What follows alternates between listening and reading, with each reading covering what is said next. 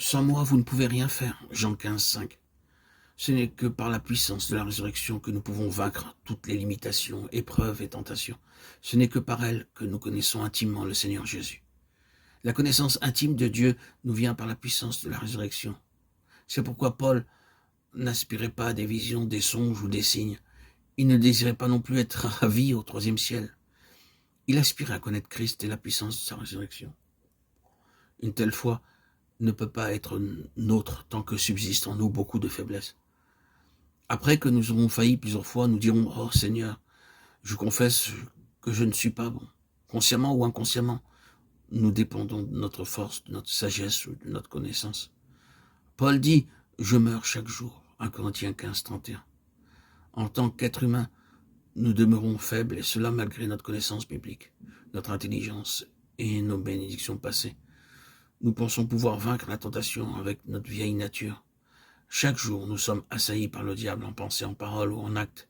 Et le Seigneur permet dans notre vie des déceptions, des situations douloureuses, des difficultés, pour nous apprendre à dépendre de lui constamment. Sans moi, vous ne pouvez rien faire, Jean 15, 5. Vous pouvez dépendre de lui pour toutes choses. De manière générale, nous allons au Seigneur pour les questions importantes, mais pas pour les plus petites. Cette attitude introduit la faiblesse en nous.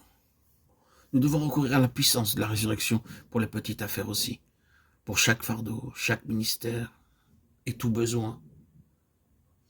Laissez-la garder ce parfum pour le jour de ma sépulture, Jean 12, 7. Jean 12 est le récit de la troisième visite du Seigneur Jésus-Christ à Béthanie. À cette occasion, Marie oignit les pieds de Jésus avec un parfum de nard pur de grand prix. La maison fut remplie de l'odeur de ce doux parfum et celui-ci dut être senti de loin par les passants tellement il était fort et doux. C'est ainsi que doit être notre vie chrétienne, de même que notre vie de foyer et d'église. La douceur du Seigneur Jésus devrait être sentie et ressentie par tous les passants. La maison parle de paix, de joie et de victoire.